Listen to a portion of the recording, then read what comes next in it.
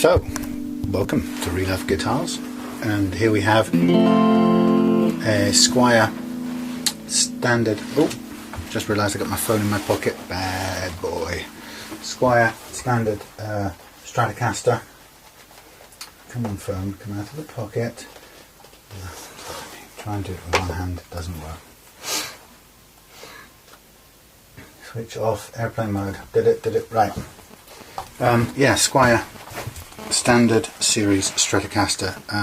This one is made in China, which is unusual. They're mostly made in Indonesia, but I think these ones with a painted headstock are made in China.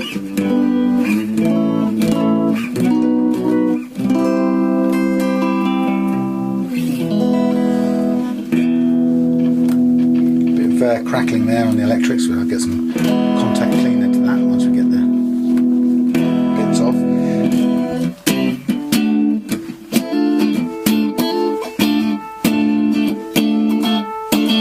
Nice stratty sound, 5 position.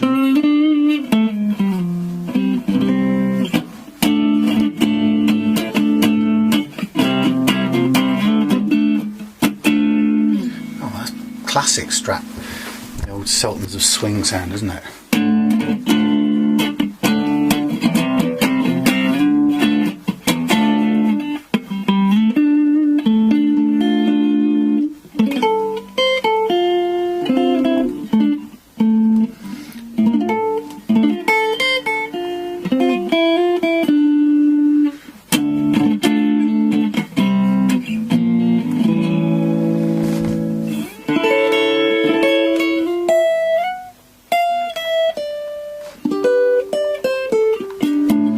So, 3 single coil pickups with Alnico magnets, Alnico, whatever it's called. It's got staggered. They have staggered pole pieces. It's got a 2-point floating tremolo, which can be set up really well. We don't have. This didn't come with a tremolo arm, so I'm not going to be able to set up the tremolo. Although I'll block it down for now, but it does. The trems on these do set up really well.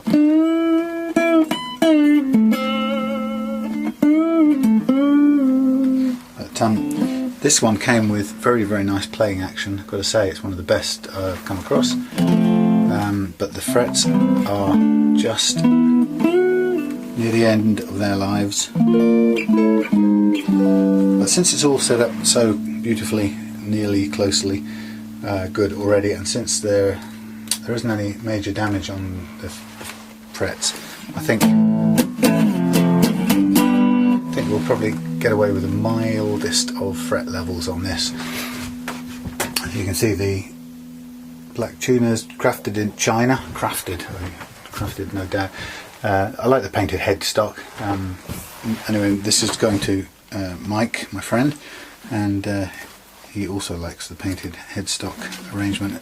He's also quite happy with these little dings and chips on here, and the sticker, which gives it a bit of character. So really, this is just going to be a clean-up job and a mild, very, very light fret level. And we'll use the katana for this. And it needs to be restrung with 9s, because it's got 9s on right now and it feels nice. Plenty of bend in it. Runs out eventually. It's because it's such a low action. But we do want to be able to get the full range out of that.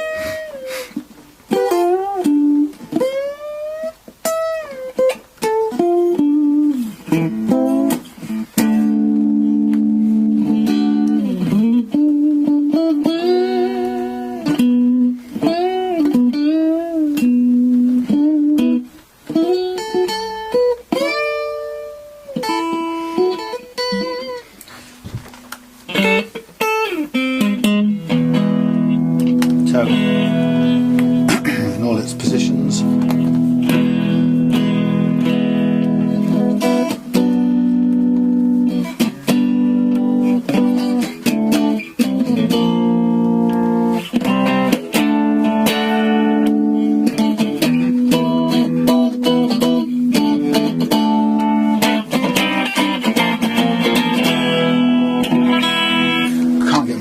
gratification than that.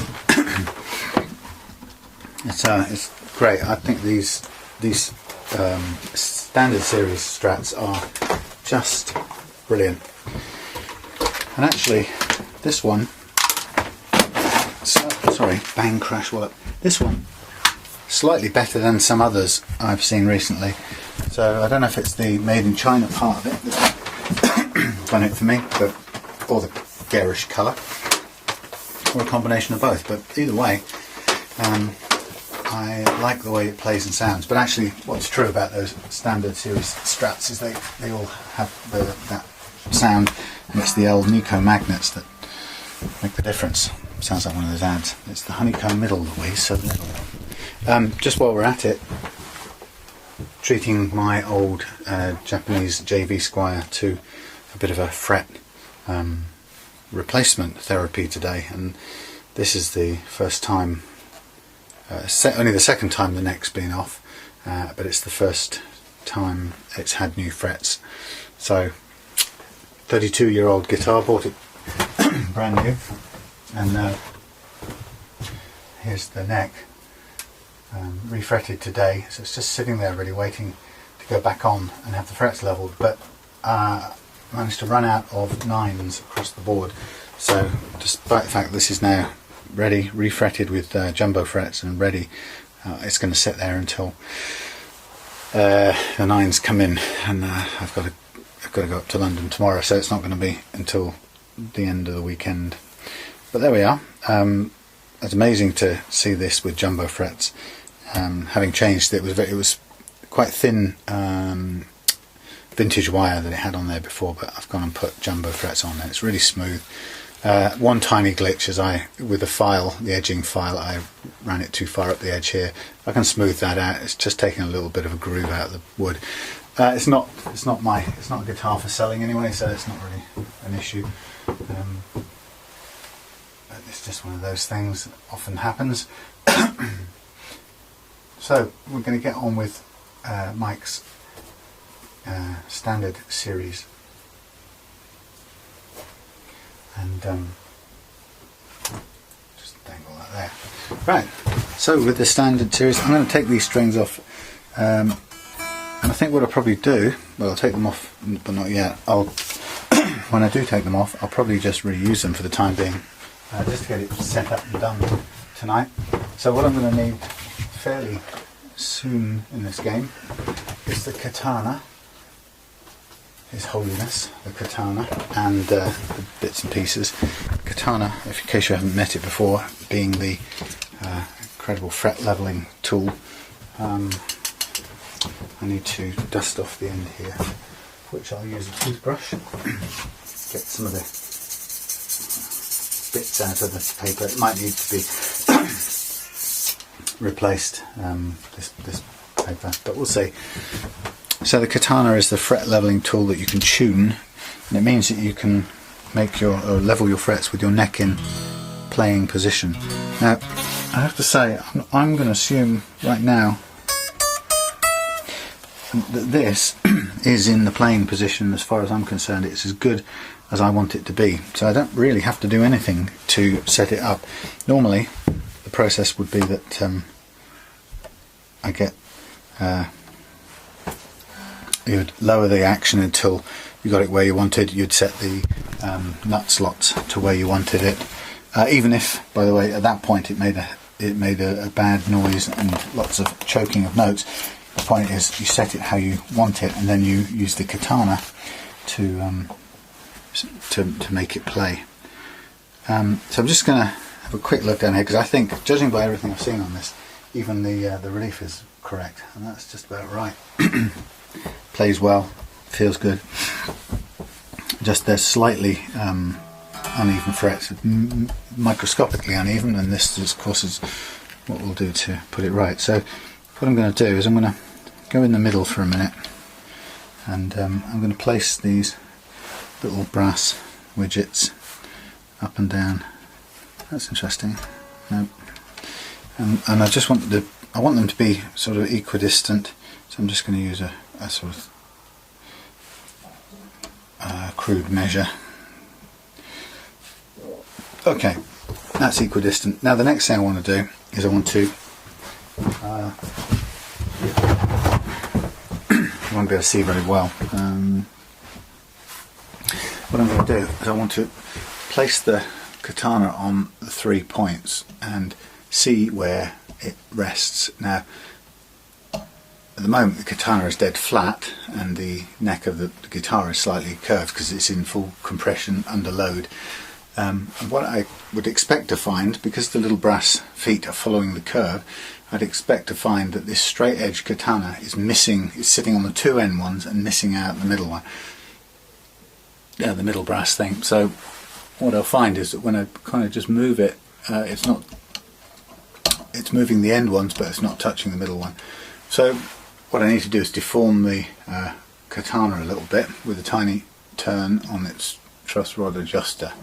And again, I'm just using that to see whether we're now making any contact with the middle brass foot,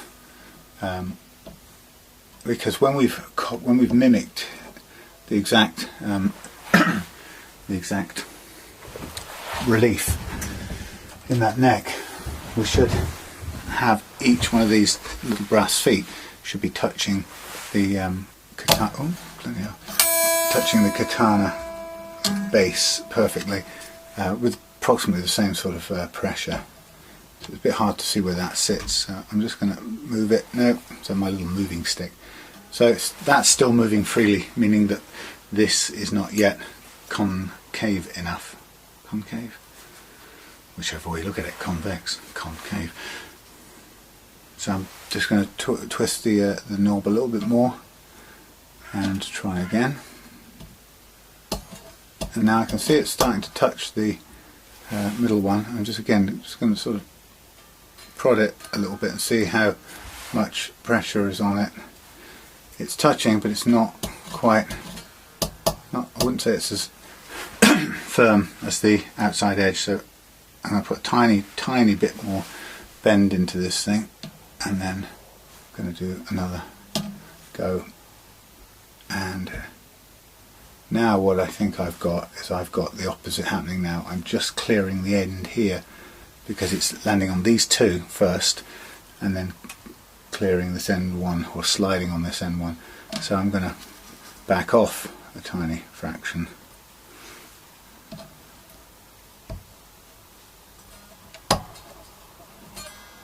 Make sure I get this right.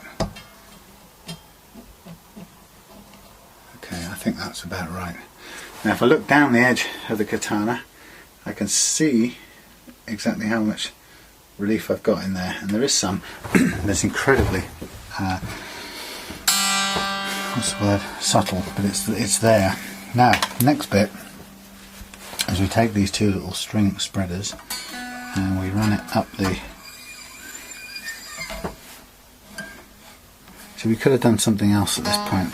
I'm just going to do something else that is a little bit harder to do now we're doing this with the strings on, but it's probably still worth doing, and that's to draw some marker pen onto these frets. So as I say, it will take, I don't want to mess up the strings too badly, so I'll just do a bit of yanking the string off to one side, and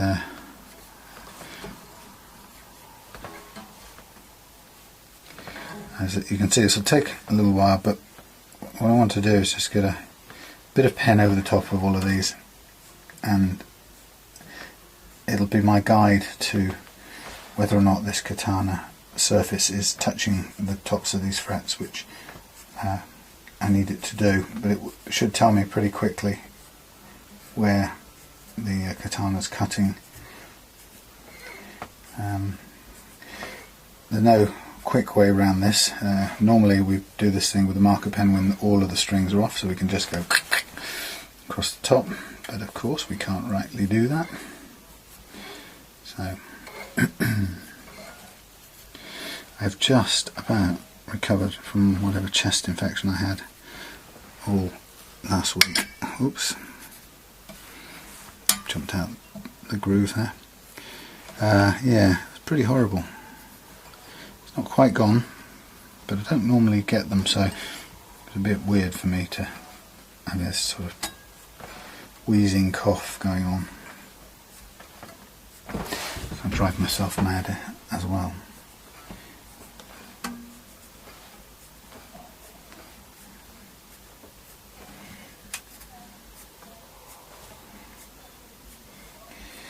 So it's been a busy couple of days with, particularly with refretting. Seem to have done several refrets in the last few days. I really enjoyed the process because it's, as I said before, it's one of the most satisfying and immediate payoff type of things in the whole of the setup world, really. And nothing quite so nice as giving an old guitar a new set of frets, and therefore a new lease of life. And to know that some of these frets will be still playing when I'm not. Spooky. Right. Sorry about this part of it, but it's the quickest way. I could slack all the strings off and drag them off sideways, but it'll take a while as well. Okay. Now I know I've got the katana in the right amount of relief. I'm going to put this little device, I'm going to pull it down to the bottom here, and this lifts the strings.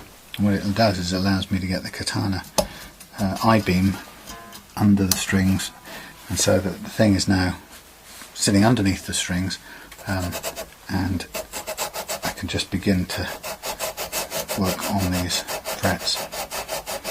Now I'll do a little bit and then I'll stop and just take a look and see what's happening.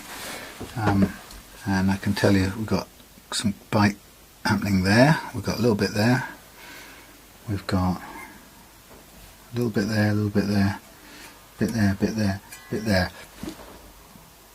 So some there, some there. That's all fairly good. If it was just in one spot, I'd be worried that we didn't have enough curvature or too much curvature. The fact that it's in 3 different places tells me that we're making contact all the way along, and that it's doing what it should. So we'll just place it back on and just give it a little bit more time.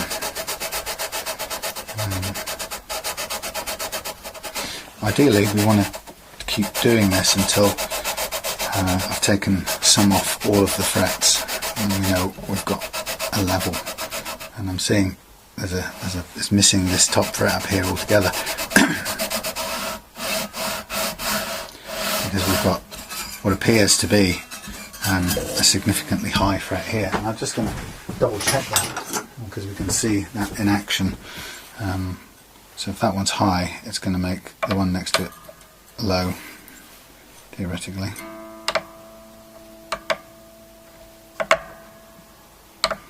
Interesting. Oh, there we go.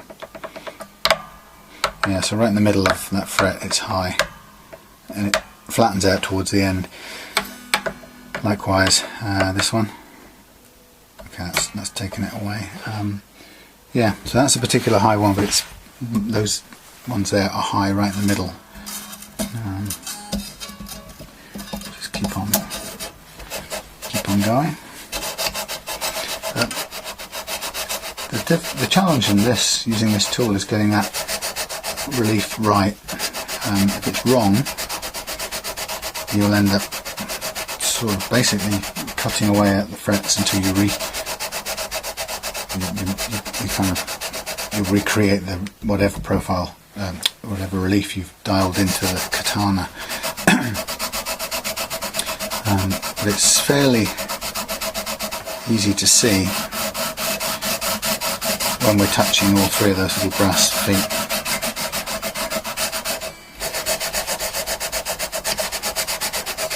So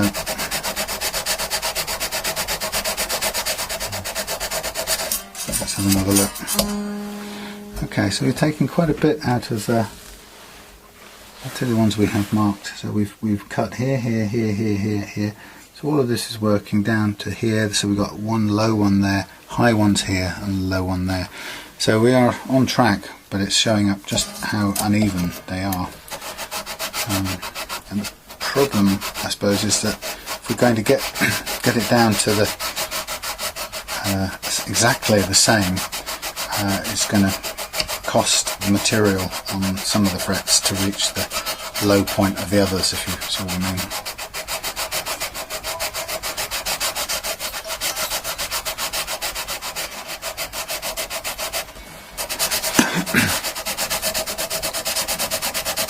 That first fret down there is quite significantly out of out of touch. See, these are all cutting all right, but these have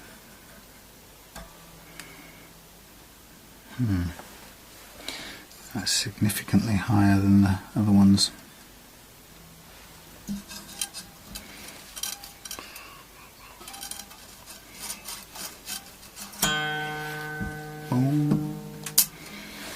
Just going to double check while we're at it, but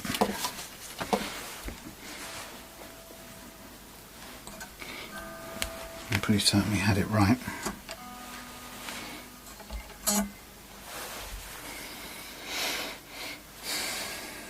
Okay.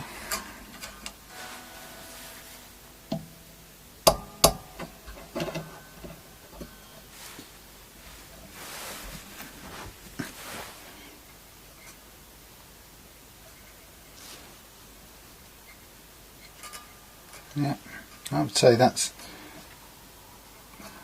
if anything, a tiny bit more on the relief, but it's very close. And we'll just keep on going. I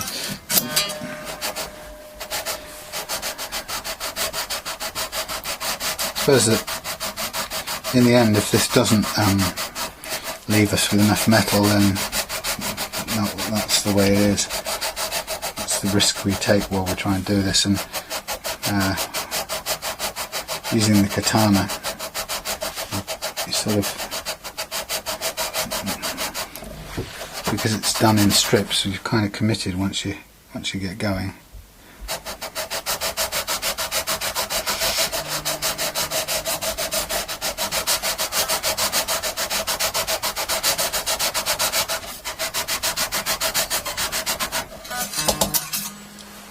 Right, well, it's taken a bit off almost everything except there's one here that's low and a couple here that are really high, relatively speaking.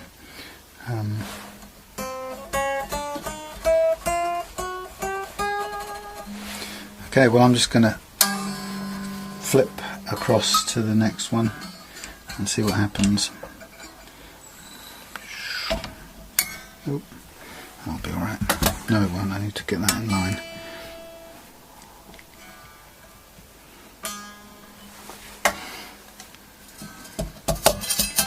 Okay, so off we go.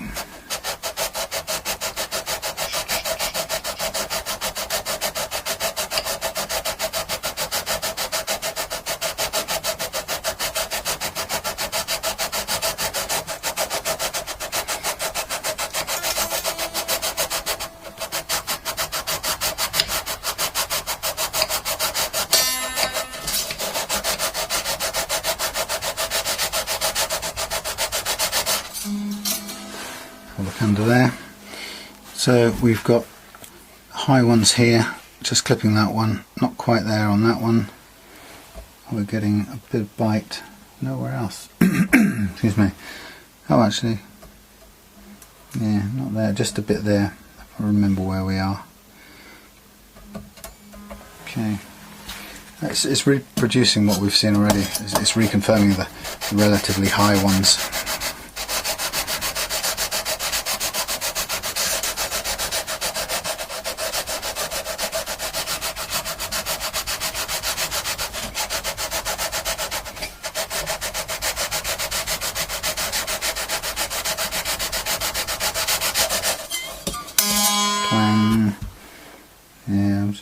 some low ones in there.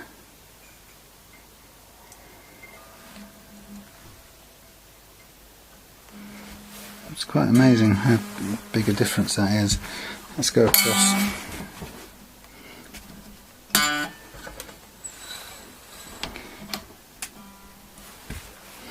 Do the edge.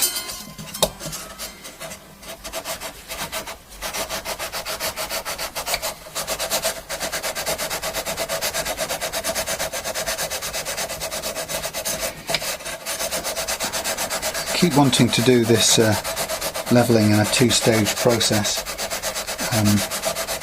To do the first part of the level with a normal radius block with the neck off or in relaxed mode, and then to kind of finish it off by using the katana with the strings on and the guitar under playing conditions. And I'm lining up to do that with my Strat, JV Strat there. Should be able to do that. But with this one I didn't start that way because I didn't think there was enough material to do it. But this is really interesting. It's just it's like a, it's not quite getting into here, although we've got the radius, sorry, the relief set right. I'll just double check it again just to make sure. No harm doing that.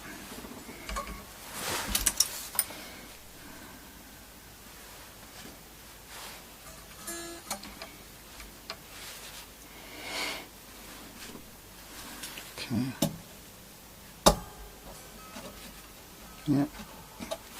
So radius is right. Sorry, the relief is right.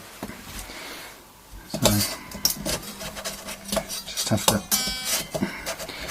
trust the fact that we're working on uneven frets here.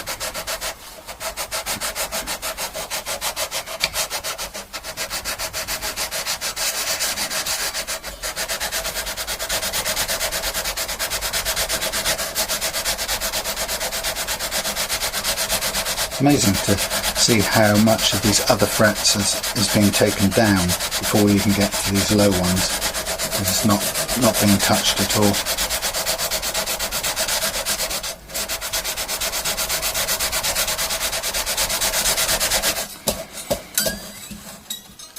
Come on.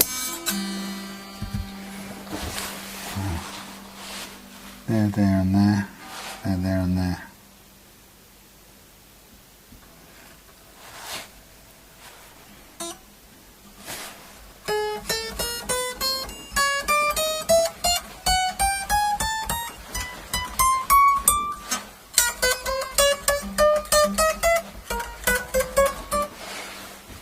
Okay, I'll come down the other side. Just have a have a look afterwards. See how it plays.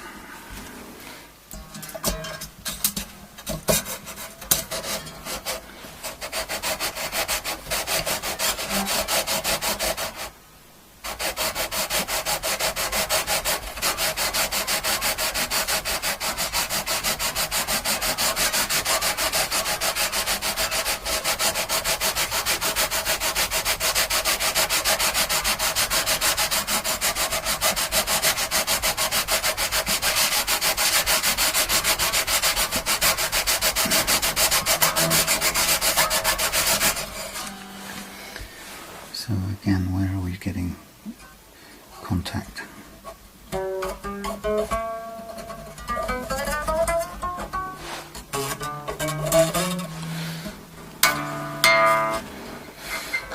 It's weird.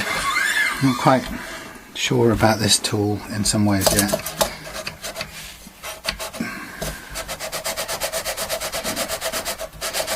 It's that what I don't like doing with this is what feels like large amounts of levelling. I'd much rather that we had a good level or a general level and then do the fine tuning with this.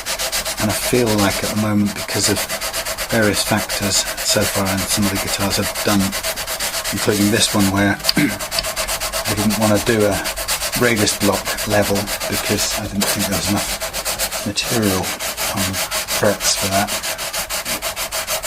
So it seems like I've been forced into that position a bit, and using the katana in that sort of mode, which I didn't really want to do.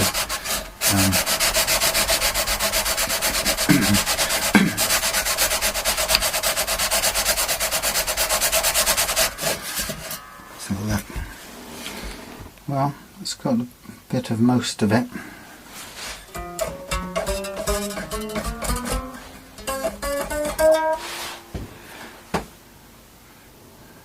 So nothing touching that one at all. This one is escaping altogether.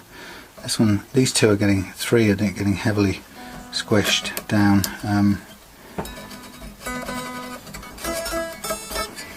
Let's just put the strings back in and have a feel.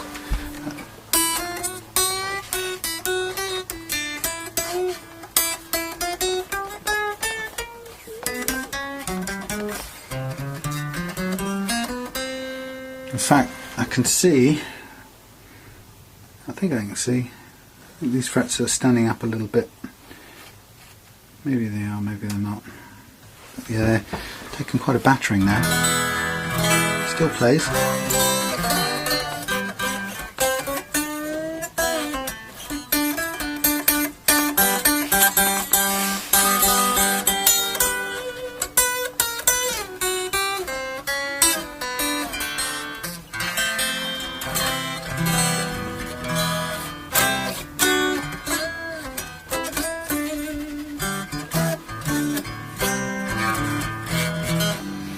My fingers are going black from shrapnel.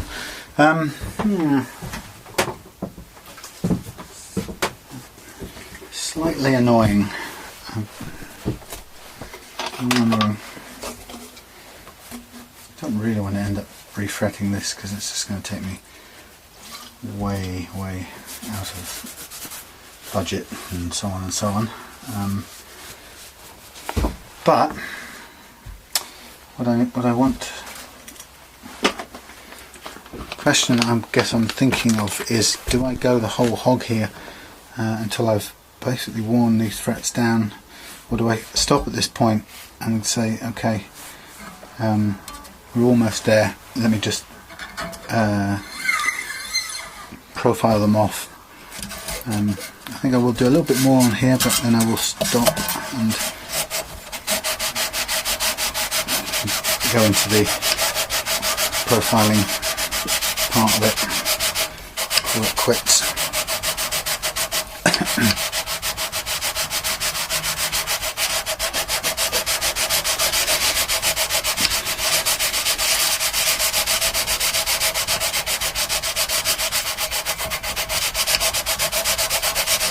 And basically that has taken a bit off pretty much everything on the way.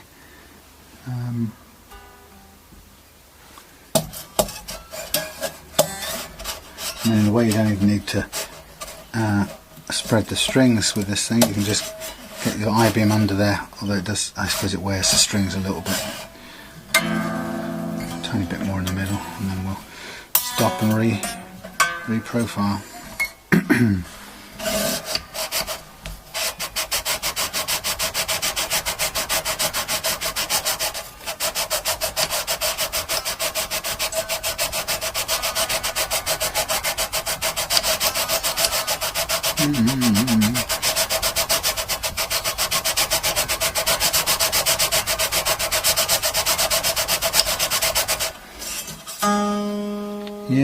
Yeah, everything's just about. As I say, a couple of low ones really, but everything else is getting hit. Right, okay, let's stop at that point, mainly governed by the fact there's no more material to work with. We may be already past the limit, but that's a function of what we started with more than anything else. Blimey.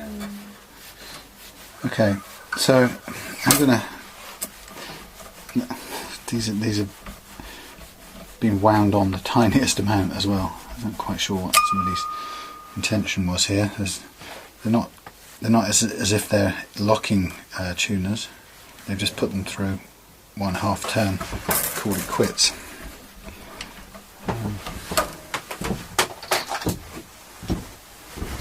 we'll take these off, put them off to one side, and have them ready to reuse for the time being, but just so we can get on with the rest of the job. And really, we're going to then make a decision on whether it's feasible to carry on with these frets the way they are, or whether we began too low anyway.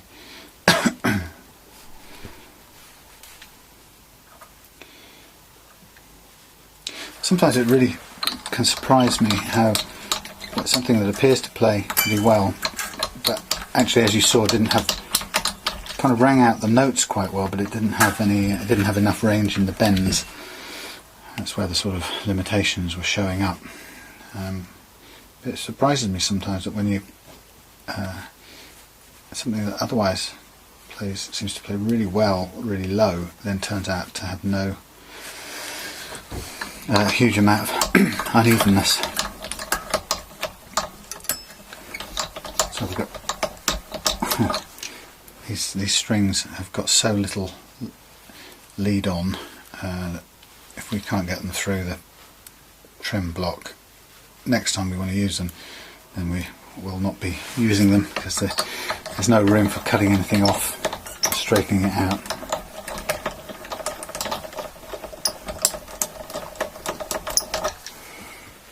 But if you don't straighten them out physically to begin with, you won't get them back through the tremolo block, which is a bit of a pain when it comes to reusing Strat strings. You'll be there forever trying to get it through that block. Right, so I'm just going to take off the plate at the back.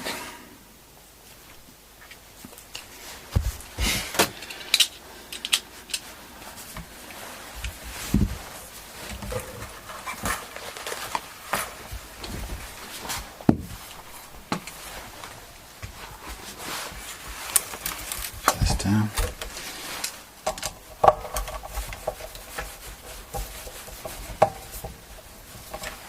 And I think the bits can go in this one.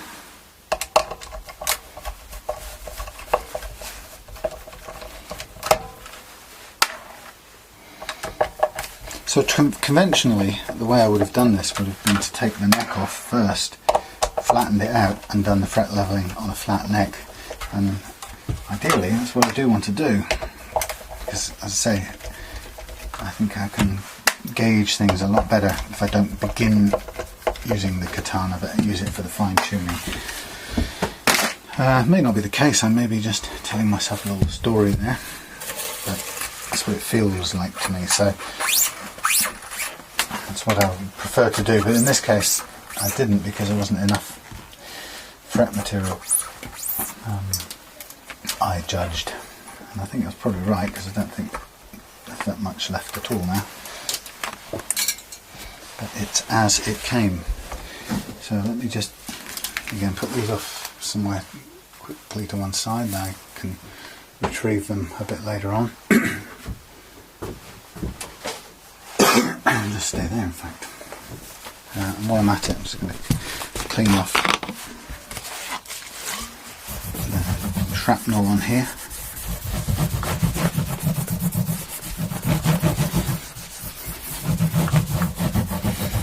Okay, so this neck is now obviously no longer under tension, so its dynamic or its geometry will have changed a bit. We don't need it to be under tension right now to do the next parts, because the next bits will just be a matter of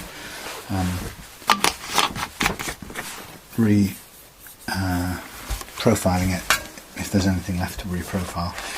So with that in mind, I'm going to take off the neck.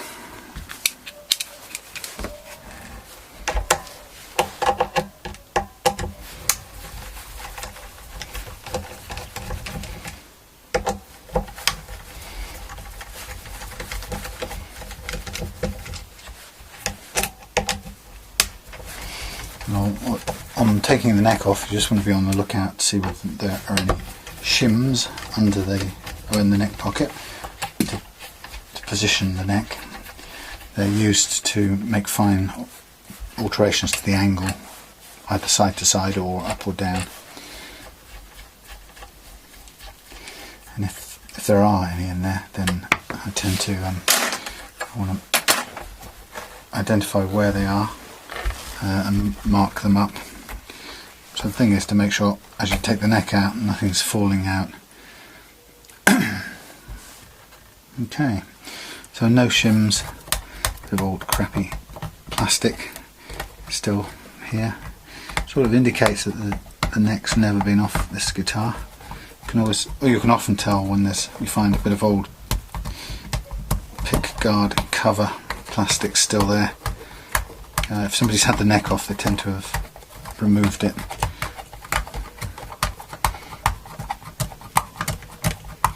Because it's unsightly and there's no bloody reason for it to be sitting there like this.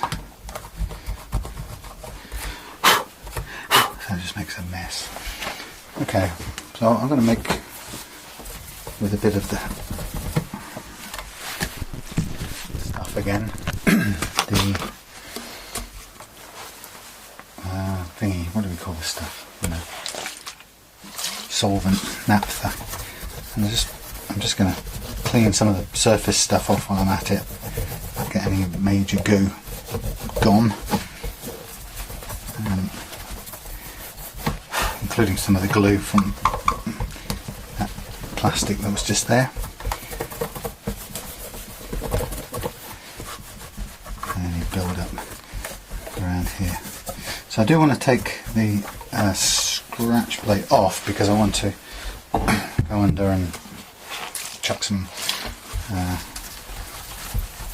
contact cleaner onto the electrics under there and the switches.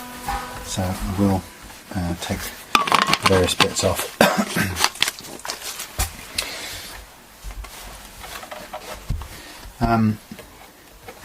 These knobs also,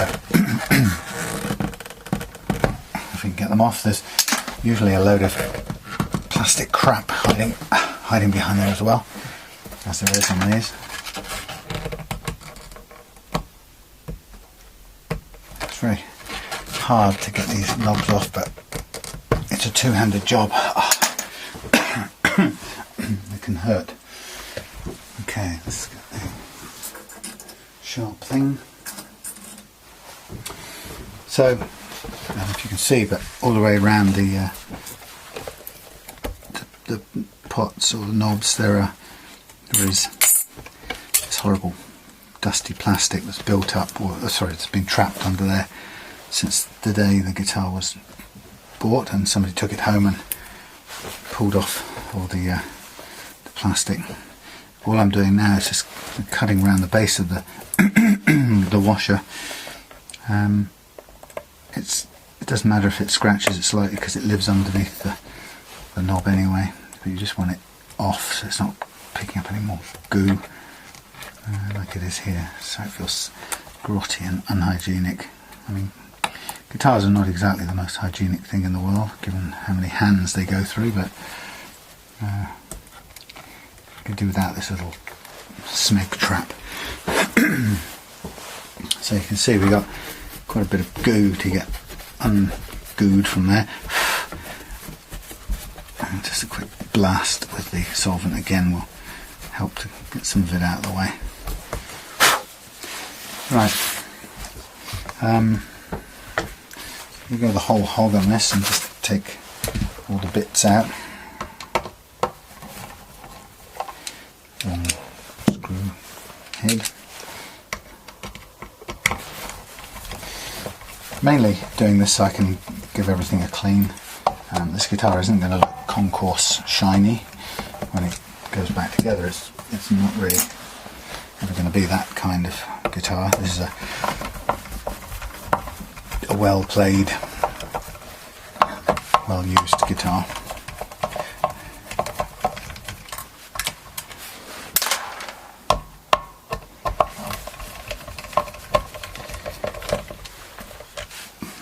My concern at the moment is around the neck and whether that's really going to end up playable.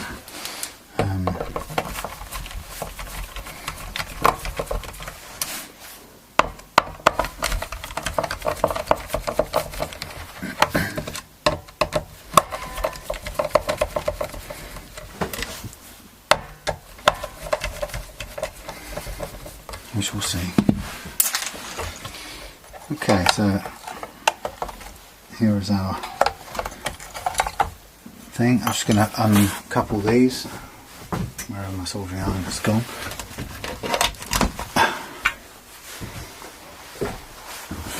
So we can take this stuff off. Before I do that, we'll run that there. Just pull off the tremolo block. So, as I mentioned, we're not going to set that on this guitar because it hasn't got the arm, which is going to make that a bit impossible to do. So there's the 3 springs. Make sure everything stays pretty much there. Out comes the tremolo block, a little thin alloy thing. Unfortunately, not the best quality, but no worse than all the rest of the Squier model. This is interesting. That's jammed in place. There's no movement of that at all. I wonder why. See if we can get it to move at all. What it means is it's not a big deal. It's not the end of the world. It limits our ability to use that part of it for setting the action. But we've got the individual bridge saddles for that. This just gives us a sort of an overall action of the tremolo. Oh yeah, just about get going. Just filthy.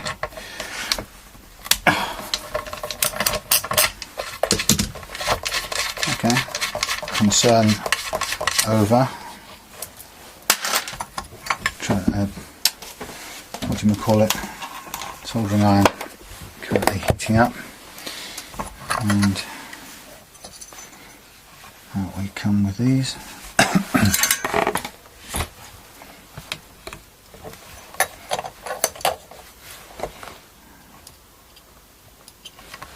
Is it heated up yet? Yeah, come on.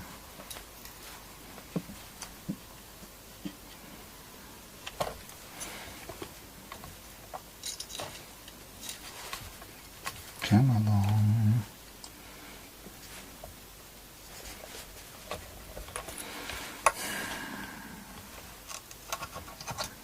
Hooked in there.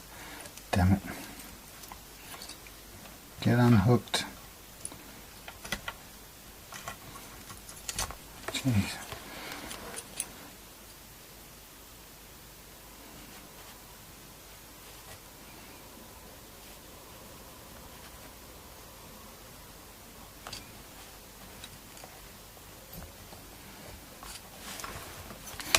Sometimes soldering irons just don't do what you want them to.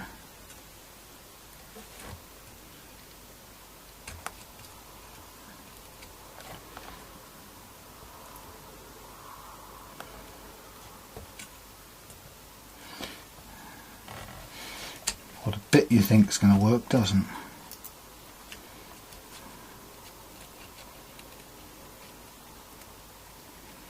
Come on. Lordy. Thank you for that bit. I'll just have to go over here for this bit.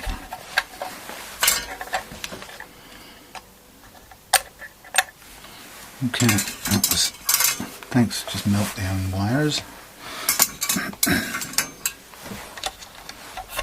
Strained it out. Flip it over. Pull it out. Okay, so we've got our Alnico pickups. We've got our switches, all looking nicely soldered and put together, but looking a little bit like it could do with a blowout. So I've got a mixture of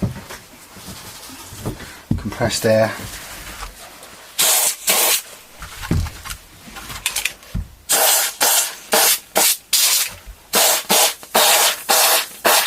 very dramatic compressed air to blow some of that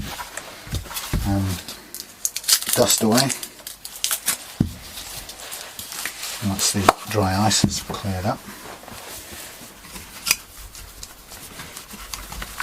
just a bit of a squirt of contact cleaner on each of these, and that'll be all I can do for it.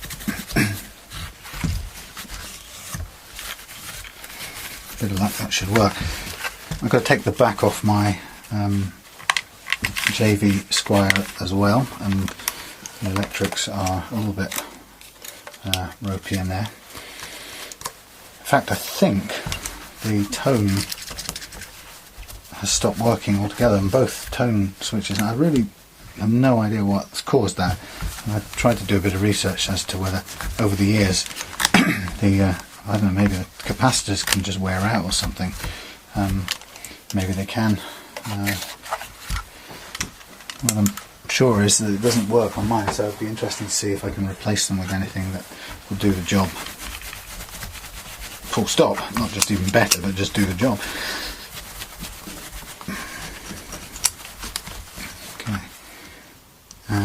So nothing unusual in here. You can see there's slightly better quality individual magnets here rather than a single ceramic magnet covering the back of it. Let's put that to one side for a second. Brilliant, there goes the top of the thing. Hey, caramba. I'm going to take off these bits as well. Just give me a chance to shine up the paintwork a little bit, if nothing else. There's our string tree.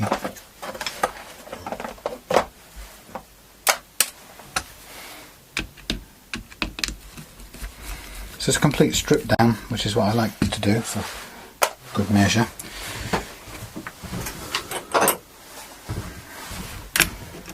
And sort of just a discipline really. It lets me clean everything as we go.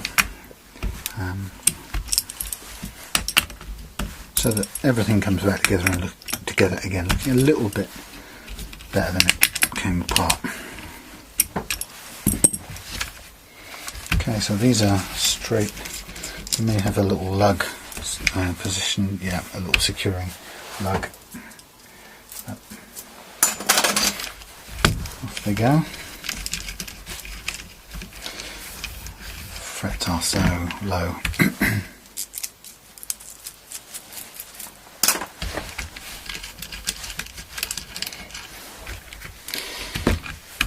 The reality of this is, if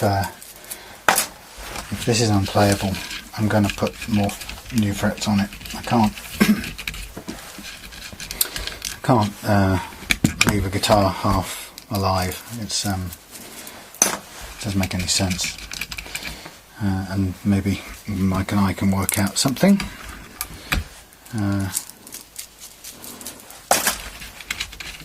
Sure we can. But I can't. I'm duty bound not to leave it, in an unplayable state. Okay, so let's have a feel.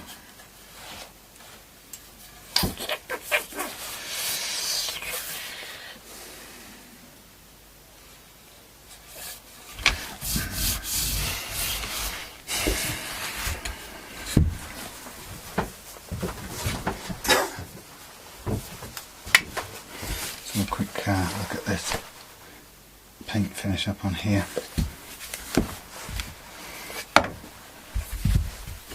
The thing for me, you see, is that the frets and the fingerboard they're the heart of the guitar. It's all there is really. I mean, yeah, there's pickups, but you can change those, and you can put some average pickups through a great amp and it sounds fantastic, or you can put some great pickup through an average amp and it sounds average.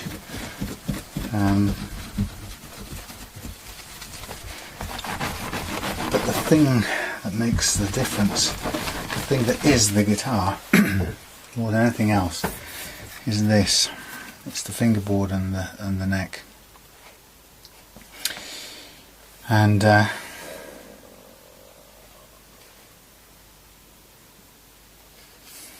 To me, this is a false economy. Trying to do anything with this. I've made up my mind.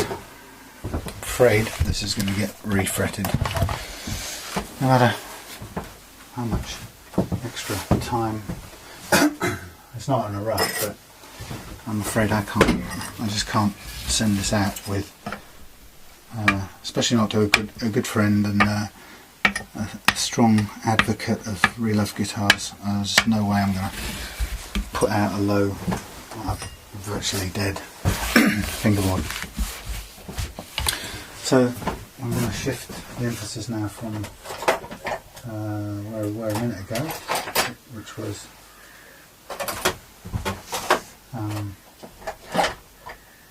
lining up to reprofile these frets. Let me just check this. Is that the case?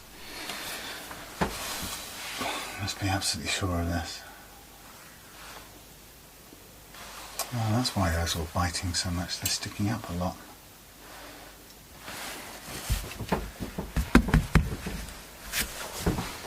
Yeah. Don't wanna be.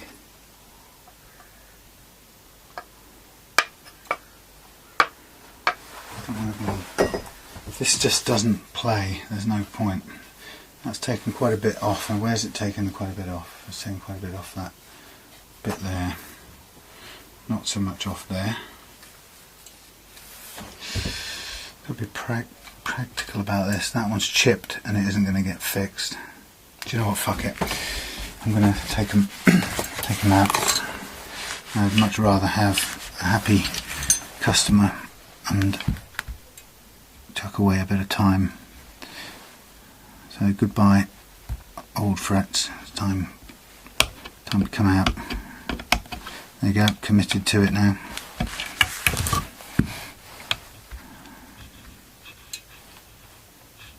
Mike will work something out.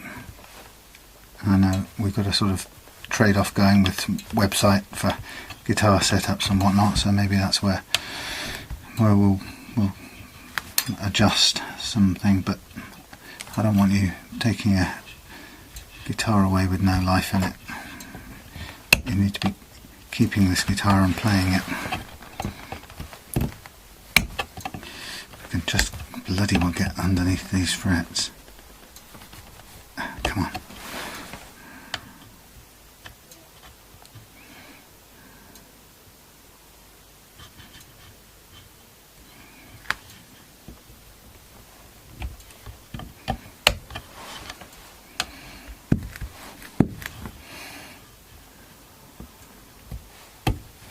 Nothing worse than a worn out fingerboard or a worn out fret. And if this, if really love guitars is about anything, it's about making them back the way they should be. And if it has to be a refret, it has to be a refret. I can't put a lame dog back out on the road.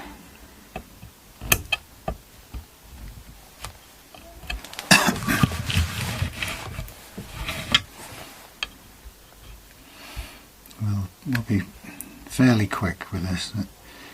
It's I'm not going to do any massive rejigging of the, stay flat would you, any rejigging of the profile. It's 9.5, it just needs a bit of a quick sand, a light sand over. It doesn't need too much work. Quick sand over by hand, actually maybe with a block, but a very light, very fine grade.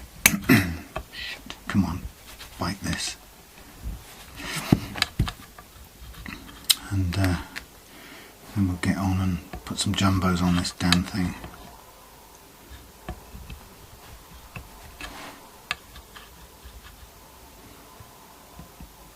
Actually, we won't put jumbos, it's too different. We'll put medium ones that I've got hanging up there.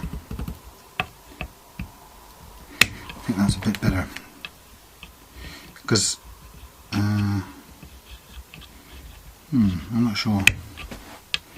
We'll see. I'll vary it. what I mean by that is I'll use up some of the medium stuff instead of just using up all my jumbo stuff in one go.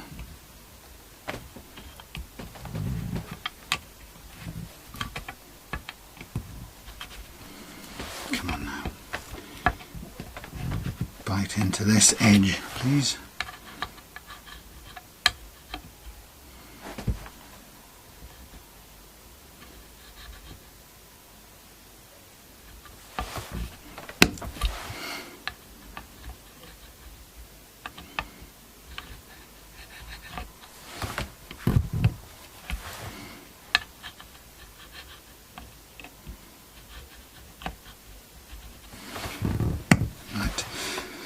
Okay,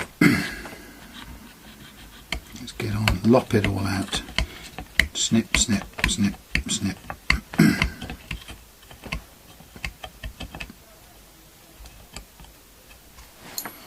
Out you come.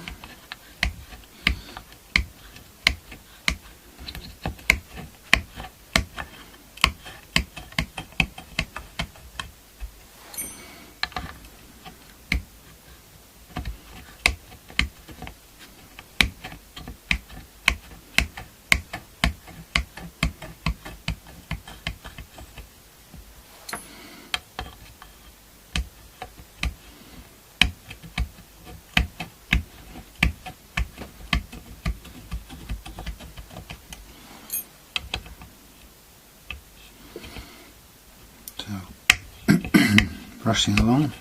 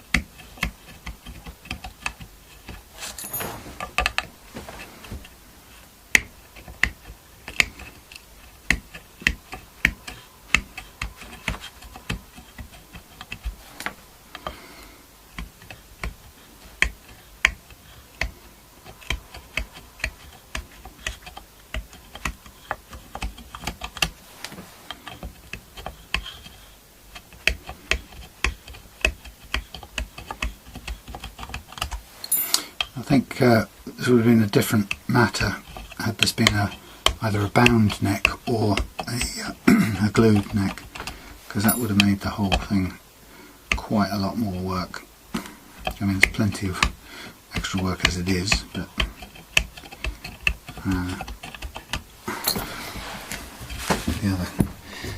the bound neck or the set neck have their own special challenges.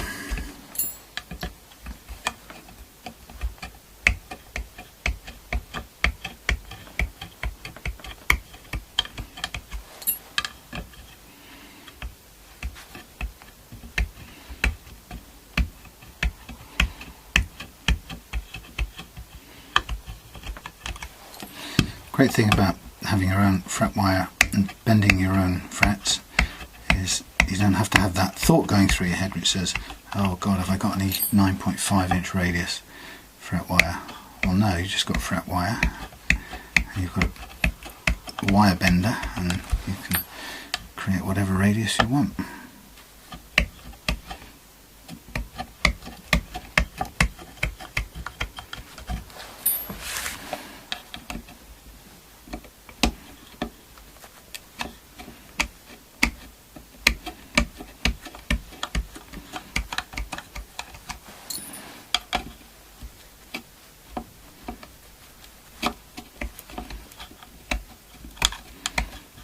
Okay, it's too late to turn back. This first one has also got loads of dents and chips out of it, so that would have been that would have required its own special piece of work, which frankly would have been a nightmare. I'm going to knock out this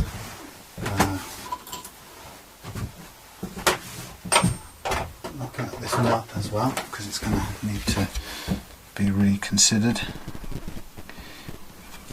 given I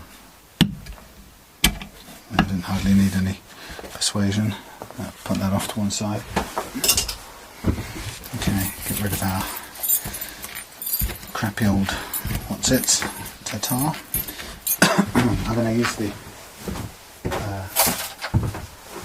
fret bender is already set for 9.5, so I can just get it stuck in and use some of that. I'll use some of this here Squier wire. It's not quite as jumbo as the ones I've been doing earlier on, but that's okay. Let's get these going.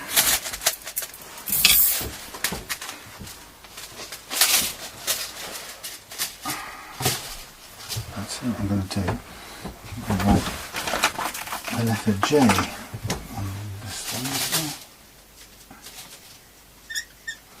J for jumbo. J. I know which is which. Okay, so in case you are interested, point this upwards at the fret bending thing. Just take these over here, fire them through the bender. I'll check the radius as soon as it comes through. But if it was like this afternoon's,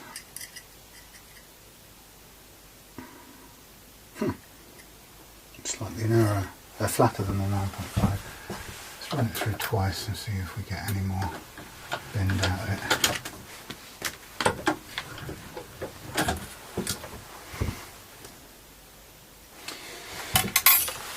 Okay.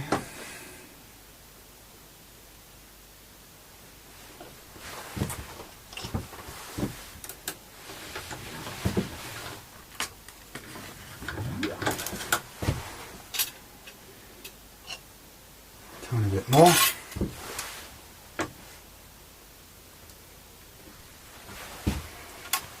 It's very hit and miss.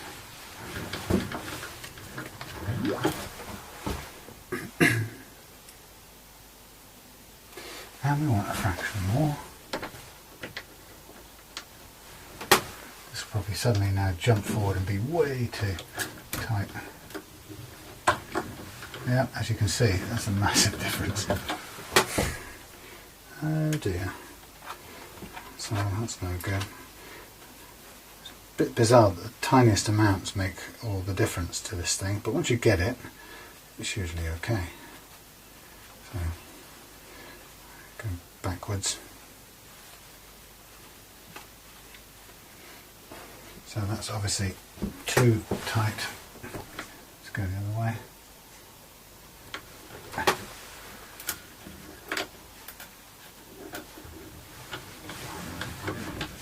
That's quite tight as well, but that's not far off. A little bit over. Come back to that.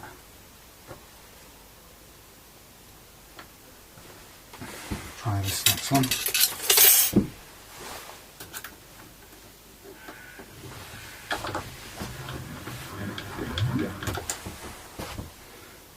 Again, slightly over. Amazing.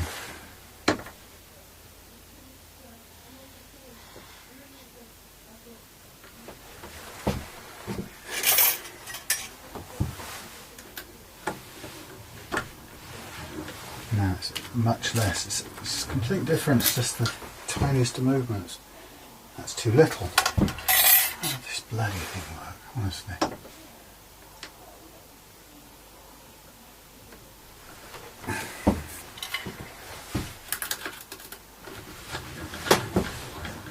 That's probably it.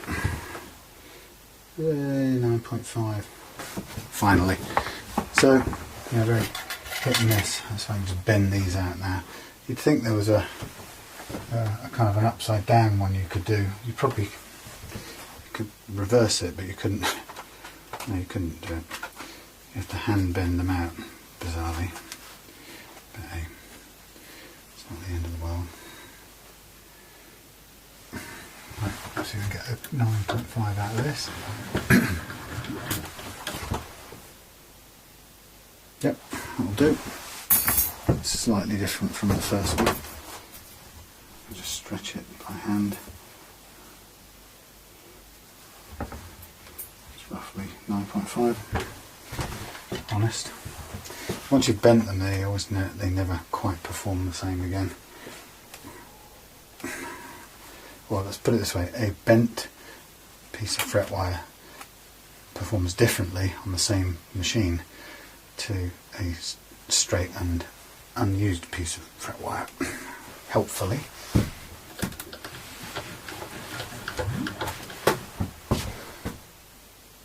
Okay, I'll do it's a little bit over, but I can again just tweak it like this, and by and large it'll do.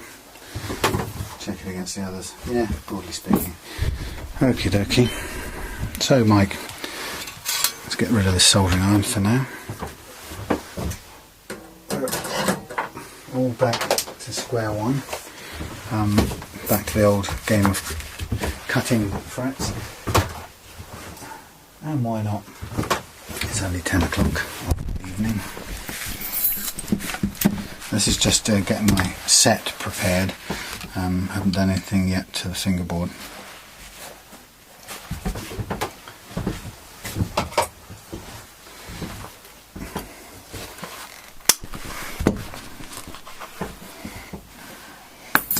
So again, let's have a look at the edge. Yeah, the edges are all finished on this. I don't think we need to. Let's treat it like it's bound. Save gouging out the whole thing. Let's just behave as if it was a bound fingerboard.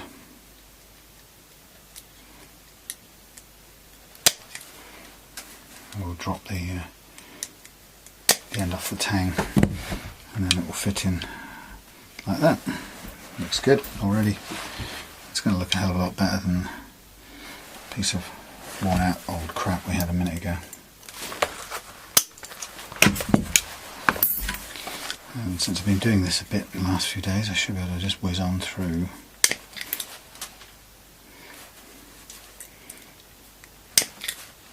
I need my file as well.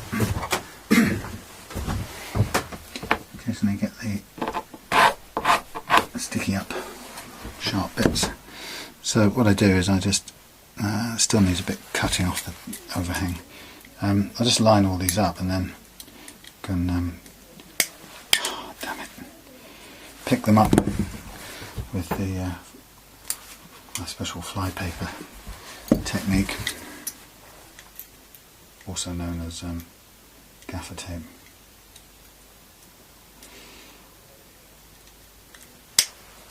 I'm not getting this working right. Damn it. I'm not wasting far too much time filing down sharp burrs like this. I just really need to be getting on.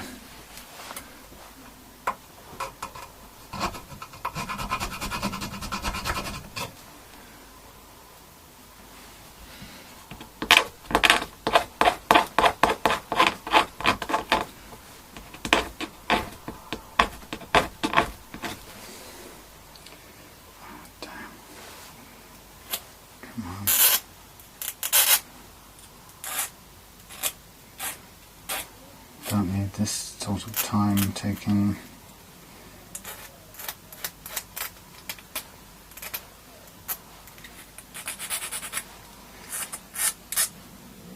That work? Yeah.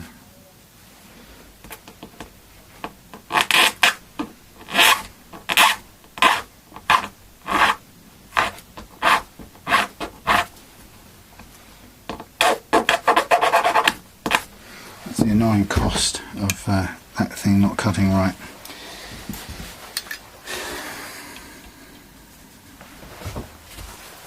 try and get it right. Sometimes I get the whole neck's worth of frets cut right. That's right. Still got a bit of a burr. Not right. Ends up with a bit dangling off. Damn it.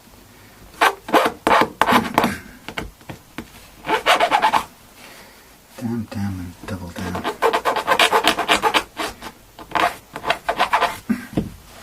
Still just about. Right. See if I can cut these right, for God's sakes.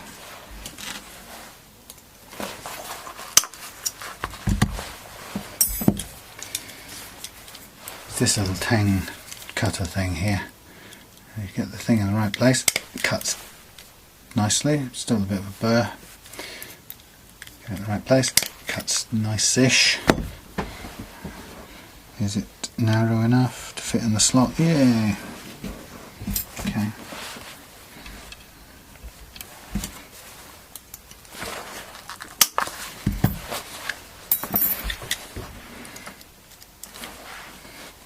Quite long, but hey.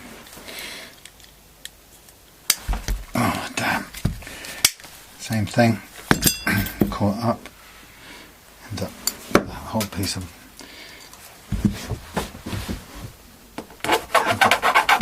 snap it off with pliers and then file off the rough bit. It's just on one side.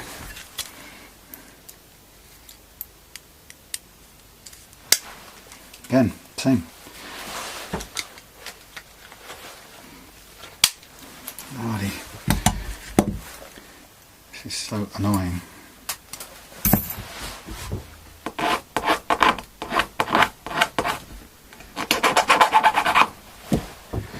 I don't know if it's that because I think too much about the particular the cut I'm making.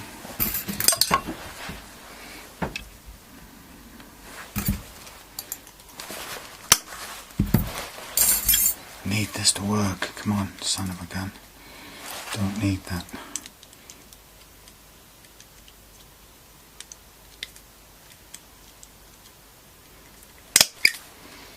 That worked. Get off. There's some position you get it in and it just works, and that wasn't it. Again, there's no, can't really do it halfway. Once you've decided you're going to commit to it.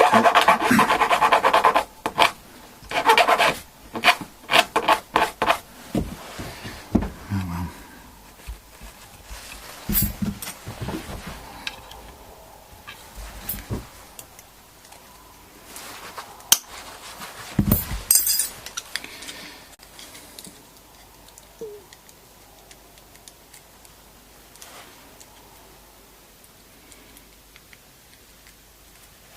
Still not working.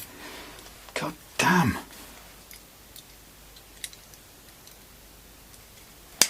Nope, there's no set position for this to be in. That's what's so infuriating about this.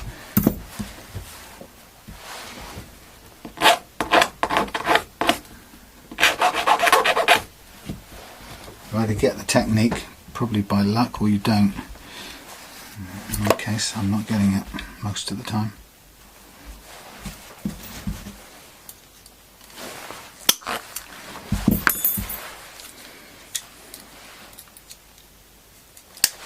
Nope, again, didn't do it.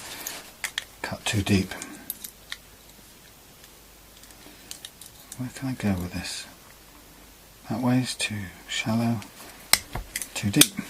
I end up with two sets of burrs to tear off.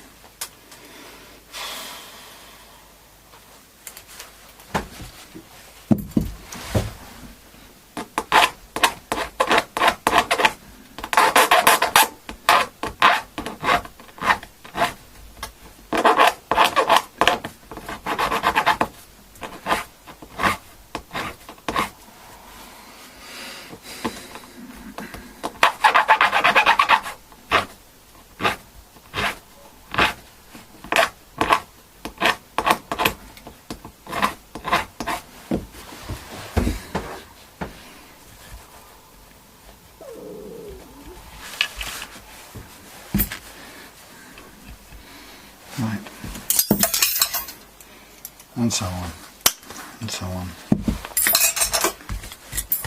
What I'm going to do after this, I'm going to do a little bit of sanding on the board, and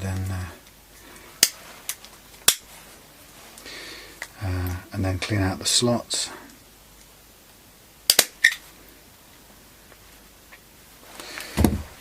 And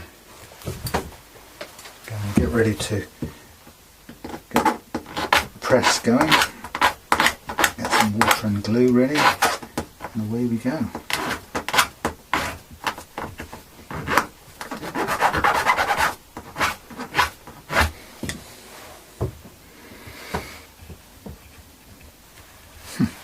So I'll stop for now and see you in a bit.